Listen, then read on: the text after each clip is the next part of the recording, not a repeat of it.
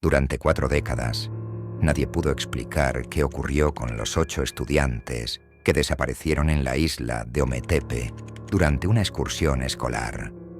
No hubo cuerpos, no hubo rastro, solo una fotografía tomada horas antes y un objeto que jamás debió aparecer bajo tierra. 40 años después, lo hallaron. Dentro, algo que cambió para siempre la historia de la isla. Lunes 23 de abril de 1984. Isla de Ometepe, lago de Nicaragua. 7:12 de la mañana. El aire estaba quieto y húmedo, cargado con ese olor a tierra mojada que deja la lluvia nocturna. El ferry escolar, una barcaza de madera pintada de azul y blanco, se balanceaba suavemente junto al muelle de Moyogalpa. A bordo, 8 estudiantes del Instituto Nacional de Rivas conversaban en voz baja mientras sostenían sus mochilas sobre las rodillas. Llevaban el uniforme de diario: camisa blanca, pantalón azul para los varones, falda plisada para las chicas. Entre ellos había risas nerviosas y ese cosquilleo propio de los viajes escolares. La profesora encargada, Julia Mena, revisaba una libreta de asistencia con letra apretada.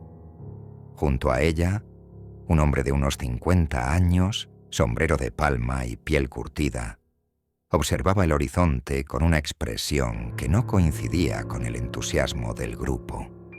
Era Tomás García, guía local contratado por el Ministerio de Educación para acompañar la expedición. Decía conocer cada piedra y cada sombra de la isla. El motor del ferry se encendió con un rugido áspero. A medida que la embarcación se alejaba del muelle, la silueta de los volcanes Concepción y Maderas comenzaba a dominar el horizonte. Entre ambos, la niebla se enroscaba como un cinturón de humo. A esa hora, el sol todavía no había roto del todo la bruma, y el lago parecía un espejo grisáceo que tragaba sonido y distancia. En el suelo bajo los bancos de madera, una caja metálica oxidada se balanceaba con cada vaivén. No pertenecía a nadie del grupo. Nadie parecía haberla notado. El cruce hasta la otra orilla duró poco más de 1 hora. A medida que se acercaban, la isla revelaba su geografía irregular. Playas de arena negra, franjas de platanales y casas dispersas con techos de zinc que brillaban bajo la humedad. Los volcanes, ahora más cercanos, parecían observar la llegada del ferry como centinelas antiguos. En el desembarcadero de Altagracia los esperaba un camión viejo, de los que antes servían para transportar café. El conductor, un joven flaco de mirada huidiza, no saludó a nadie. Solo esperó a que todos subieran. Encendió el motor y comenzó a avanzar por un camino de tierra bordeado de árboles de Guanacaste. La profesora Mena intentaba mantener el orden, pero el traqueteo del vehículo hacía que las mochilas cayeran al suelo una y otra vez. En una de esas sacudidas, algo rodó hasta detenerse frente a los pies de Mariana, la más callada del grupo. Era la misma caja metálica que había visto en el ferry. La levantó con cuidado. Estaba fría, sorprendentemente pesada, y tenía grabados en relieve unos símbolos que no reconoció. Parecían letras, pero no en español. ¿De quién es esto?, preguntó levantándola. Nadie respondió. El guía Tomás, que viajaba en la parte delantera, giró apenas el rostro y dijo con voz baja: «No lo abras aquí». El camión continuó ascendiendo por un sendero cada vez más estrecho. A ambos lados, la vegetación se volvía más densa, y entre los árboles aparecían ruinas de piedra cubiertas de musgo. Julia Mena anotaba en su libreta cada punto de referencia: puente de madera roto, árbol caído, piedra en forma de cruz. Cuando finalmente se detuvieron, estaban frente a una construcción pequeña y abandonada. una especie de puesto de observación, con paredes de piedra volcánica y un techo a medio derrumbar. Desde allí se dominaba gran parte del lago, pero también se veía, al fondo, un claro circular en medio del bosque. El guía anunció que ese sería el punto base antes de iniciar la caminata hacia el volcán Maderas. Mariana guardó la caja en su mochila. No lo sabía, pero sería la última vez que alguien la vería en manos de un vivo.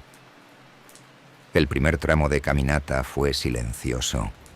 La humedad del bosque se pegaba a la piel como una segunda camisa, y cada paso levantaba un olor ácido a hojas podridas. El guía Tomás iba al frente con un machete corto, abriendo camino entre helechos altos y ramas bajas.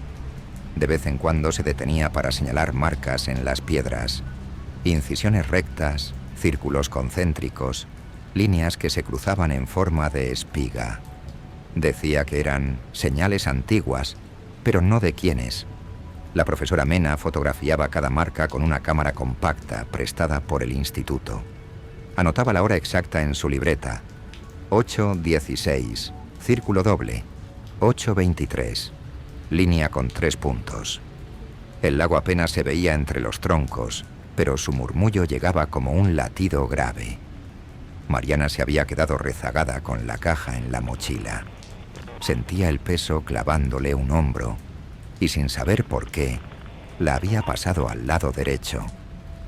A cada 10 pasos, el metal golpeaba contra una libreta y emitía un sonido apagado, como si adentro hubiese algo suelto que quería reacomodarse. Nadie más parecía escucharlo, o nadie quería. «No pisen el claro», advirtió Tomás cuando la vegetación comenzó a abrirse hacia una planicie circular. No era grande, unos 15 metros de diámetro en medio del bosque, con el suelo más oscuro que alrededor, como si la lluvia hubiera preferido ese lugar. El claro estaba rodeado por piedras volcánicas alineadas a la altura de la rodilla. Algunas tenían las mismas incisiones que las rocas del sendero. «¿Por qué?», preguntó Eduardo, el más curioso, acercando el pie a la línea de piedras. «¿Por qué no?», replicó el guía sin darle tiempo a dudar. «Es frontera». El viento cambió. Un olor a azufre se mezcló con el de la tierra mojada. Desde el sur, muy lejos, se escuchó un bramido amortiguado que podría haber sido un camión o el vientre del volcán. Los 8 estudiantes se miraron entre sí, contaron en voz baja para confirmar que estaban todos y siguieron detrás de Tomás por el borde del claro, sin cruzarlo. La profesora sacó la cámara otra vez, dio 2 pasos hacia el centro para tomar mejor el encuadre, y el guía, sin tocarla, solo dijo su apellido con una firmeza distinta: «Mena». La maestra retrocedió. La foto quedó desenfocada. A las 9:02, según la libreta, llegaron a un pequeño manantial que nacía entre rocas llenas de musgo. El agua caía en un hilo y se perdía bajo raíces gruesas. Allí hicieron un descanso. Algunos bebieron, otros mojaron sus pañuelos. Un estudiante, Julio, encontró medio enterrado un trozo de vidrio grueso, redondeado, como la lente de un visor antiguo. Lo limpió con la manga y lo alzó al sol. El vidrio deformaba el contorno del lago detrás de los árboles. Lo acercaba y lo alejaba al girarlo. «Parecen 2 islas», dijo, y por un instante todos rieron. Cuando guardó la lente en el bolsillo, Mariana sintió otra vez el golpe interno dentro de la caja. Esta vez fue más claro, como un golpe contra la tapa. Se dio cuenta de que el candado no tenía llave, sino un pasador remachado. No había forma de abrirla sin romperla. La tentación la empujó a pedirle a Tomás el machete. No lo hizo. Reanudaron la marcha por un desnivel pronunciado. Las voces empezaron a perderse entre respiraciones. En el trayecto, hallaron un poste de madera inclinado, con una placa ovalada de metal oxidado. Las letras estaban comidas por el tiempo, salvo 2 palabras: no entrar. Debajo colgaba de un alambre un silbato viejo, de hojalata, aplastado por un golpe. Eduardo lo tomó entre los dedos. «Suénenlo», provocó alguien atrás. «No», dijo Tomás, ahora sí girándose del todo. «Ese silbato se usa solo si alguien se pierde». A las 9:37, el sendero desembocó en otra explanada pequeña. Allí una piedra horizontal de basalto lucía marcadas 4 hendiduras, alineadas como para apoyar algo. Había restos de carbón alrededor, y en el borde, pegada por la humedad, una etiqueta de papel con tinta azul, ilegible salvo por un número: 23 de abril de 84. La profesora Mena la despegó con una uña, como queriendo rescatarla, pero se deshizo en sus dedos. «Es la fecha de hoy», murmuró. «¿Quién estuvo aquí antes que nosotros?» El guía no respondió. Señaló un corredor natural entre 2 bloques de piedra.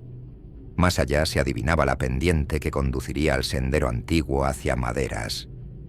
Los estudiantes ajustaron las correas de las mochilas y se alinearon para entrar. Tomás contó en voz baja: 1, 2, 3, hasta 8. Chasqueó la lengua, satisfecho, y adelantó el machete. En ese momento, desde el claro que habían dejado atrás, llegó un sonido breve que nadie esperaba. No era un pájaro, no era el motor de un bote, era el silbato. 3 pitidos cortos. Pausa. Otros 2. Se miraron todos a la vez, y nadie tenía el silbato en la mano. Eduardo abrió su palma vacía. «Yo no», comenzó a decir.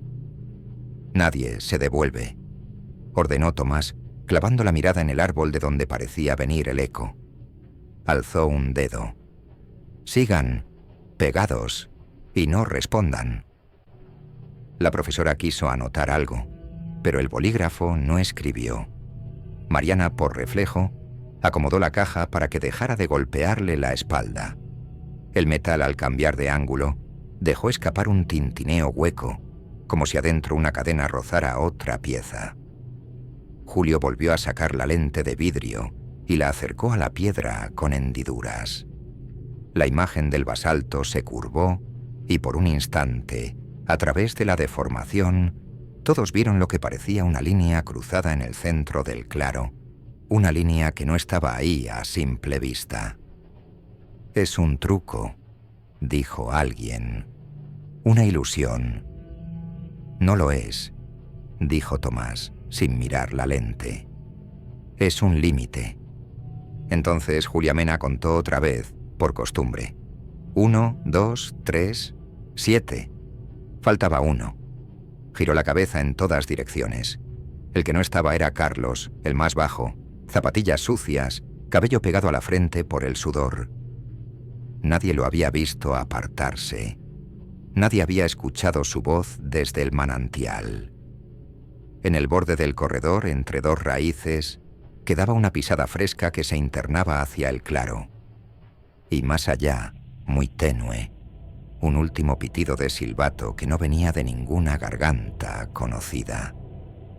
La profesora Mena quiso correr hacia el claro, pero el guía la detuvo con el machete cruzado en el aire, sin tocarla. «Si lo seguimos ahora, no vuelve ninguno», dijo sin elevar la voz. «Hay lugares en la isla que no aceptan gente 2 veces el mismo día».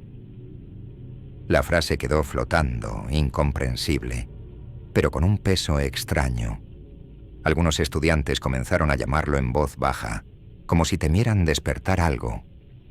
«Carlos, Carlos». El eco devolvía sus nombres distorsionados, más graves. Tomás los obligó a continuar por el corredor de piedra, acelerando el paso. A los pocos minutos, la vegetación se cerró tanto que parecía tragárselos. El calor aumentó. La luz se volvió verde por el filtro de las hojas. El sendero se inclinaba hacia arriba y a cada giro aparecían más raíces sobresaliendo del suelo como si quisieran atraparlos. En medio de la subida, Mariana tropezó. La caja metálica golpeó contra una roca y soltó un sonido agudo, metálico, distinto a los anteriores. Un clic que podría haber sido un seguro aflojándose. Se arrodilló para recogerla. Al tocarla notó que estaba más caliente que antes, aunque no había sol directo. Por un instante, creyó sentir una vibración interna, como un murmullo lejano. «¿Qué llevas ahí?», preguntó Eduardo, jadeando. «Nada que sea tuyo», respondió Mariana, guardándola rápido. El guía los llevó hasta un descanso natural, un promontorio desde donde se veía parte del lago a través de una abertura entre árboles. A lo lejos se divisaba un bote pequeño moviéndose sin rumbo. No tenía remos ni motor. Flotaba girando lentamente, como empujado por una corriente invisible. Julia intentó fotografiarlo, pero la cámara no funcionó. Cambió el carrete por uno nuevo, y aún así, el obturador se quedó trabado. «De aquí para arriba no se separen ni para respirar», advirtió Tomás. «Hay senderos que cambian si los ves solo». A las 10:14, según la libreta, alcanzaron un claro intermedio con un tronco caído que servía de banco. Allí, por primera vez, Tomás accedió a que descansaran más de 5 minutos. Se sentó aparte, afilando el machete con una piedra plana. Mariana dejó la mochila en el suelo y bebió de su cantimplora. La caja emitió un nuevo sonido. No fue golpe ni vibración, sino algo más sordo, como si un líquido espeso se hubiera movido dentro. «Creo que hay agua ahí», susurró Mariana a Julia, que estaba cerca. La profesora tocó el metal y retiró la mano como si se hubiera quemado. «Esto no es agua», dijo. Un crujido interrumpió la conversación. Provenía del sendero por el que habían llegado, pero no era de pasos. Era como si alguien raspara lentamente algo contra las piedras. Todos se giraron. Entre las sombras, una figura menuda apareció caminando hacia ellos. No era Carlos, o no exactamente. La camisa estaba sucia, con manchas oscuras, y el rostro parecía girado levemente hacia un lado, como si lo observara de reojo. No dijo nada. Solo se detuvo a pocos metros y dejó caer al suelo el silbato que había desaparecido. El guía se levantó sin prisa, machete en mano. «No toquen nada», ordenó. El silbato rodó hasta detenerse junto a la caja de Mariana. Ella lo miró, y juraría que el metal estaba cubierto por la misma herrumbre que la caja, como si hubieran estado juntos bajo tierra durante mucho tiempo. Tomás dio un paso adelante, interponiéndose entre la figura y los estudiantes. «Este no es tu camino», dijo en voz baja pero firme. La figura dio media vuelta y se internó de nuevo en la espesura, desapareciendo en segundos. El silencio que quedó después era tan pesado que hasta el zumbido de los insectos parecía haberse apagado. «Vamos», dijo el guía sin mirar atrás. «Si no llegamos antes del mediodía, no habrá regreso». El grupo retomó la marcha. Julia volvió a contar. 1, 2, 3, 7. Nadie dijo la palabra que todos pensaban. A las 10:41 llegaron a un punto donde el sendero se bifurcaba. Tomás tomó el de la derecha, pero Mariana, que iba en medio del grupo, sintió un tirón en la correa de su mochila. No fue fuerte, pero sí lo suficiente para hacerla girar. En el otro camino, entre la maleza, vio lo que parecía ser la silueta de Carlos, quieto, mirándola. Sus labios se movieron, pero el sonido no llegó. Ella dio un paso en su dirección y la caja volvió a emitir el clic metálico, esta vez más agudo, como un cierre que terminara de abrirse. El guía la sujetó del brazo. «No lo mires», dijo. «Si lo miras, te sigue». Mariana tragó saliva y apretó la caja contra su pecho. Siguieron por el sendero derecho y poco a poco el aire empezó a oler a humo. No había fuego a la vista, pero un rastro de ceniza flotaba en el aire, cayendo sobre sus hombros y mochilas como un polvo gris. Al llegar a una zona de rocas abiertas, encontraron lo que parecía una fogata apagada recientemente. Entre las piedras, alguien había dejado un objeto, un candado idéntico al de la caja, pero roto, con el pasador abierto y torcido. «Aquí no estuvimos nosotros», dijo Eduardo. «Ni debemos estar más tiempo», añadió Tomás. Julia intentó tomar otra foto. Esta vez, la cámara sí disparó, pero cuando avanzó el carrete, el marco siguiente ya estaba velado, como si algo hubiera expuesto el rollo desde adentro. El guía no dijo nada más y los empujó a seguir. El volcán Madera se elevaba cerca, ocultando el sol, y el bosque parecía más oscuro de lo que correspondía a esa hora. Fue entonces cuando Mariana notó que, aunque nadie había abierto la caja, la tapa estaba ligeramente levantada por un costado, apenas 1 milímetro. Lo suficiente para dejar escapar un hilo de aire caliente que olía a metal viejo y tierra húmeda. «No la abras», dijo Tomás, sin mirarla. «Aún no». A las 11:05, el sendero se estrechó hasta obligarlos a caminar en fila india. El sonido del lago había desaparecido. Ahora solo se escuchaba el crujir de las hojas secas y el roce constante del machete contra las ramas. La humedad se hacía más espesa, pegándose en la piel como un sudor frío. Mariana sentía que la caja pesaba más que al inicio, como si algo en su interior se hubiera multiplicado con cada paso. De pronto, el guía levantó la mano y detuvo al grupo. Señaló hacia el suelo. Sobre la tierra húmeda había una línea de piedras volcánicas idénticas a las del claro, pero esta vez atravesando todo el sendero de un lado a otro. No eran piedras caídas al azar, formaban un patrón, 2 triángulos opuestos unidos por una línea recta. «¿Qué significa?», preguntó Julia intentando anotar. «Significa que más allá no se puede volver por el mismo camino», respondió Tomás con tono seco. Mientras hablaban, Eduardo, sin esperar permiso, pisó la primera piedra.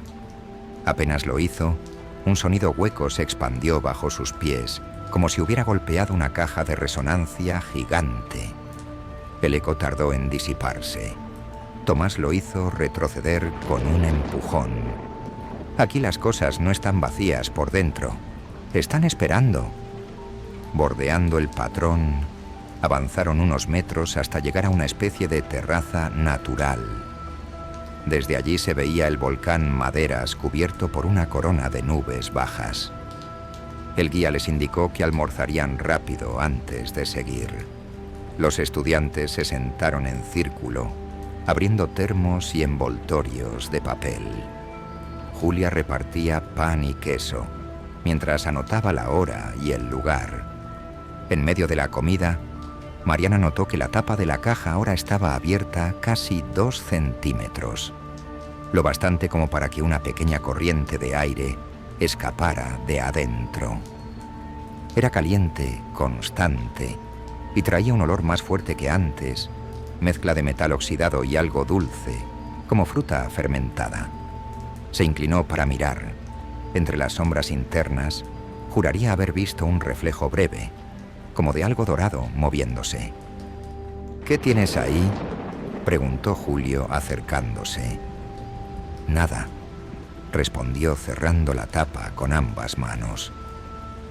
En ese momento, un ruido seco llegó desde el bosque cercano, como un tronco rompiéndose. Todos giraron la cabeza, pero lo que emergió no fue un animal ni una persona. Era una hilera de postes de madera que caían uno tras otro, como si una fuerza invisible los derribara. Al final de la línea, algo brilló entre los árboles, un objeto metálico que oscilaba colgado de una cuerda. «Quédense aquí», ordenó Tomás. Se internó solo entre los árboles. El grupo lo perdió de vista por un minuto que se sintió eterno.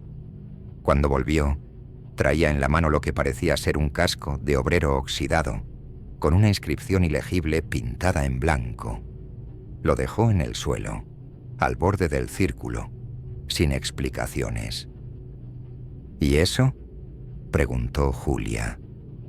«Parte de lo que la isla devuelve», dijo, y se sentó. Reanudaron la marcha poco después. El terreno empezó a inclinarse hacia abajo y el aire se volvió más fresco. Entre la maleza comenzaron a aparecer fragmentos de cerámica, pedazos de vasijas con dibujos geométricos, dispersos como si alguien los hubiera arrojado desde lo alto. Mariana, sin pensarlo, recogió uno que encajaba en la palma de su mano. Tenía la misma marca que había visto grabada en la caja, una espiral doble. A las 11:47 llegaron a un punto donde el sendero terminaba abruptamente frente a una pared de roca negra. No era una formación natural. Estaba tallada, con bloques perfectamente encajados. En el centro había una abertura rectangular, apenas más alta que una persona, cubierta por una puerta de madera vieja reforzada con clavos largos y oxidados. No tenía bisagras visibles, solo un travesaño cruzado y un candado grande, idéntico al de la caja, pero intacto. Tomás se detuvo frente a la puerta y clavó el machete en el suelo. «Aquí termina el camino de la mañana», dijo. «Más allá no es para todos». Mariana sintió que, dentro de su mochila, la caja emitía un leve golpeteo, sincronizado con los latidos de su corazón. Tomás no se movió durante un largo minuto. Solo observaba la puerta de madera como si esperara una señal que los demás no podían percibir. Los estudiantes permanecían en silencio, alineados detrás de la profesora Mena, que tomaba fotos con cuidado, intentando que esta vez no fallara el mecanismo de la cámara. De pronto, un sonido metálico retumbó desde el otro lado de la puerta. No fue un golpe fuerte, sino repetitivo, rítmico, como si alguien arrastrara una cadena por el suelo. El eco se filtraba por las rendijas de la madera, mezclándose con un murmullo grave que no parecía humano. Mariana sintió que el calor dentro de la mochila aumentaba. La caja empezó a vibrar suavemente y el candado emitió un chasquido seco. Ella miró a su alrededor para comprobar si alguien más lo había escuchado, pero todos estaban pendientes del ruido detrás de la puerta. Tomás dio un paso al frente, apoyó la mano sobre el candado del portón y cerró los ojos. Después, se volvió hacia el grupo. «No vamos a abrir hoy». Eduardo, el más impulsivo, no soportó la idea de detenerse. Se adelantó 2 pasos, extendiendo la mano hacia el portón. «¿Qué hay ahí?», preguntó con la voz más alta de lo necesario. El guía lo miró fijo. «Algo que no quiere ser visto». Eduardo se rió con nerviosismo y antes de que nadie pudiera detenerlo, empujó la puerta con ambas manos. No cedió, pero en ese instante, el golpe de cadena se detuvo. El silencio fue tan repentino que resultó más inquietante que el ruido anterior. Entonces, algo rozó la puerta por el lado de afuera. Un año lento, como uñas contra madera. Siguió el sonido de una respiración profunda, irregular, que se fue acercando a la rendija. El aire que escapó de allí era húmedo y frío, y traía un olor a tierra recién removida. La caja de Mariana reaccionó. El candado se abrió por completo y cayó al suelo con un tintineo metálico. La tapa se levantó apenas unos centímetros lo justo para dejar salir un soplo de vapor oscuro que se dispersó rápido en el aire. Ella la cerró de golpe, pero el calor que sentía en la piel no desapareció. «Nos vamos», ordenó Tomás con voz cortante, recogiendo el machete. «Ya saben que estamos aquí». Sin más explicaciones, dio media vuelta y comenzó a desandar el sendero.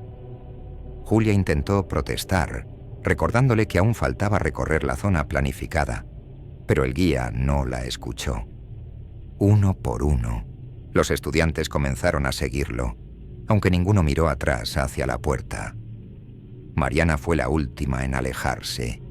Antes de que la maleza la ocultara del todo, creyó ver que algo se movía dentro de la rendija. Un destello dorado, igual al que había vislumbrado en el interior de la caja. No se atrevió a decírselo a nadie. Cuando el grupo alcanzó de nuevo la bifurcación del sendero, el guía se detuvo y volvió a contar en voz baja. 1, 2, 3, 4, 5, 6, 7. El número faltante volvió a ser el mismo. Carlos. Solo que esta vez, al pronunciar su nombre, un eco débil lo repitió desde muy lejos, entre los árboles. El eco con el nombre de Carlos se perdió lentamente, como si el bosque lo absorbiera. Nadie habló. El silencio que quedó era denso, cargado de humedad y de algo más. Una presión invisible que hacía que cada respiración pareciera más pesada. Tomás les hizo una seña para seguir avanzando, pero ahora el ritmo era más rápido, casi forzado. Los estudiantes tropezaban con raíces y piedras, intentando no perder el paso. Julia Mena, con la libreta apretada contra el pecho, miraba hacia atrás a cada pocos segundos, como si temiera que algo los siguiera. A las 12:06, el sol debería haber estado en lo alto, pero la luz apenas se filtraba a través de una neblina espesa que había aparecido sin aviso. No olía a lluvia. Era un olor agrio, parecido al del barro estancado. Mariana sentía que la caja en su mochila latía, no como un objeto, sino como un corazón. «No paren», dijo Tomás. «No miren a los lados». El sendero comenzó a estrecharse de nuevo y a serpentear cuesta abajo. Fue entonces cuando Julio, que iba justo detrás de Mariana, se detuvo en seco. Frente a ellos, el camino estaba bloqueado por algo que no había estado allí antes. Una cuerda gruesa, atada de árbol a árbol, de la que colgaban pequeños objetos. Al principio parecían piedras, pero al mirarlos de cerca, Mariana vio que eran candados, todos oxidados, cada uno con un símbolo grabado. «Es algún tipo de trampa», susurró Eduardo. «Es un aviso», respondió Tomás cortando la cuerda con un golpe de machete. «Y ya lo cruzamos». El golpe hizo que varios candados cayeran al suelo. Uno rodó hasta detenerse junto al pie de Mariana. Tenía la misma espiral doble que había visto en la caja y en el fragmento de cerámica. Lo recogió sin decir nada y lo guardó en el bolsillo. Cuando retomaron la marcha, algo cambió en el sonido del bosque. Ya no eran solo pájaros o insectos. Había un murmullo constante, bajo, como voces hablando en un idioma que ninguno reconocía. No provenía de un solo lugar, sino de todas partes a la vez. De repente, Julia gritó. Todos se giraron y la vieron de pie, mirando hacia un punto entre los árboles. Nadie más lo vio al principio, pero al enfocar, allí estaba, Carlos, inmóvil, con el mismo uniforme y la misma expresión vacía que antes. Estaba de espaldas, pero su cabeza giró lentamente hasta dejar a la vista medio rostro, pálido y húmedo, como si hubiera estado sumergido en el lago. «No, no puede ser», dijo Mariana en voz baja. Tomás se adelantó con el machete levantado Pero Carlos dio un paso atrás y se perdió entre la niebla, sin dejar huella en el suelo. El murmullo se intensificó, y por un instante, Mariana creyó entender una palabra repetida una y otra vez. Regresa. El guía no esperó más. Falta menos para salir, aseguró, aunque nadie parecía convencido. No se detengan por nada. Siguieron avanzando, pero Mariana no pudo dejar de sentir que, cada vez que parpadeaba, el peso de la caja aumentaba y que dentro algo comenzaba a moverse con más fuerza. Cuando el grupo alcanzó una zona donde el bosque se abría, el suelo estaba cubierto por una alfombra de hojas negras. No eran hojas quemadas, eran hojas podridas, como si hubieran estado allí por siglos. En el centro, una piedra plana servía de altar improvisado, y sobre ella descansaba otro objeto, un segundo silbato, idéntico al primero, pero completamente intacto. «No lo toquen», dijo Tomás sin girarse. «Si alguien lo sopla, abre el camino de regreso, y no todos lo cruzan». Mariana tragó saliva. La caja en ese instante emitió un sonido nuevo. 3 golpes secos, espaciados, como si alguien desde dentro llamara a salir. A las 12:24, la vegetación empezó a abrirse, revelando un claro más grande que los anteriores. El suelo era de arena oscura, como si alguien hubiera vertido ceniza durante años. En el centro se alzaba un árbol inmenso, sin hojas, con ramas retorcidas que parecían manos secas apuntando al cielo. A su alrededor había 8 piedras verticales, dispuestas en un círculo perfecto. Tomás se detuvo en el borde del claro. «No crucen el círculo», dijo. «Este lugar no se pisa a la ligera». Julia, intentando documentar, levantó la cámara.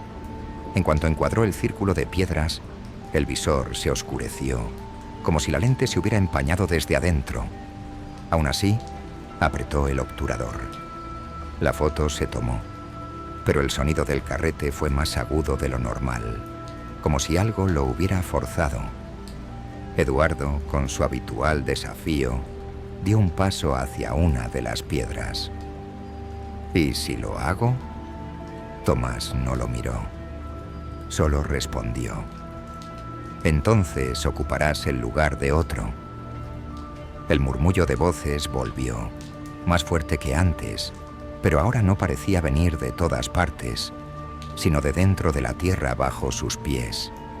Mariana sintió que la caja vibraba al mismo ritmo que aquellas voces, y el calor era tan intenso que empezaba a quemarle la espalda.